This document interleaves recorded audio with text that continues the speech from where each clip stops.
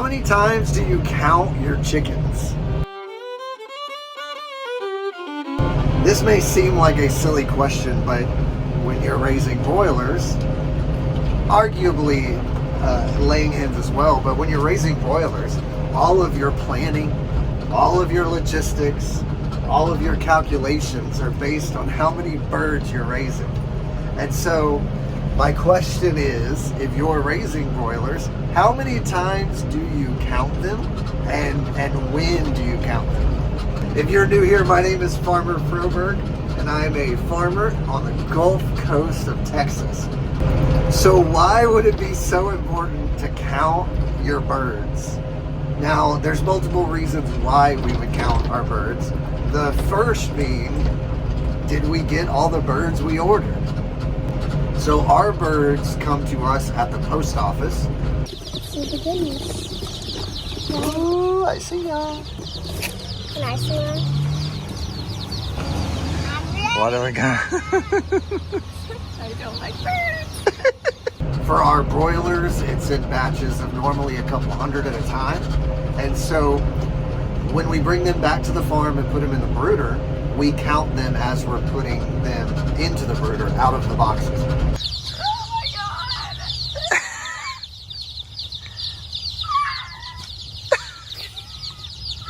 Now, in most cases, with the hatchery that we work with, we often end up with a few extra, right? They send extra to make up for any loss during transit.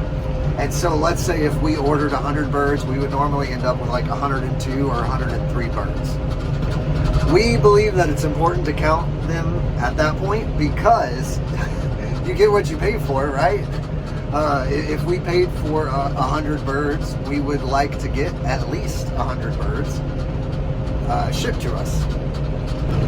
The second time we count our birds is whenever they go from brooder to pasture. Loading out broilers today, huh, bud? Yes, sir. And so this would be the second time that we would physically touch every bird, so it's really easy to get a solid count. When we go from brooder to pasture, we transport them in these cages here. And at that age, we typically put 10 birds per cage or per crate.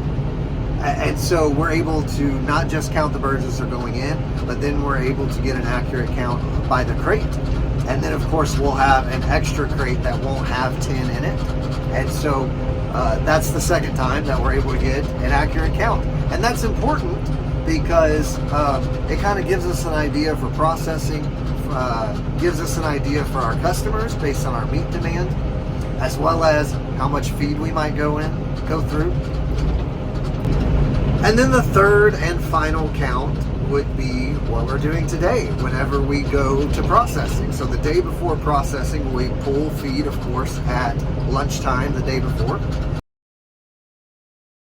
And we've had lots of rain, especially since the hurricane. Take that feeder off. So it's a little more muddy than we like. Birds have a little bit more mud and stuff on them than we like, but our size is good. They're all healthy. So we'll be excited to get them to the processor tomorrow. And then in the evening we go and we load the birds in the crates. And while we do that, we do 4 birds per crate at time of processing. And so we're able to get an accurate count. Of course, we'll have 1 extra crate that won't have 4 in it. And that's important because, again, not only do we want to know how many chickens we're moving around, how much meat we're going to have, but it's important for our processor to know that number ahead of time.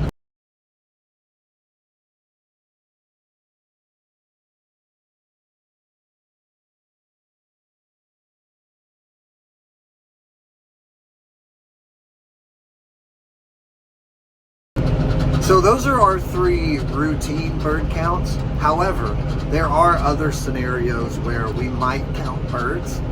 As an example, if we started noticing that maybe we started having some loss, that could be based on the weather, based on maybe a bad batch of feed or something like that, then we would go ahead and we would do a count, whether that be in the brooder, it's a little harder to do in the brooder, or in the chicken tractors, a little easier to count them in the chicken tractors because there's fewer birds per section.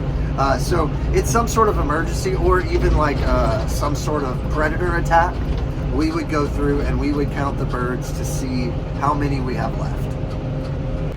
I really appreciate you watching this video if you made it this far. If you haven't already, please remember to hit that subscribe button. And if you're ever in our area, make sure to swing by the farm.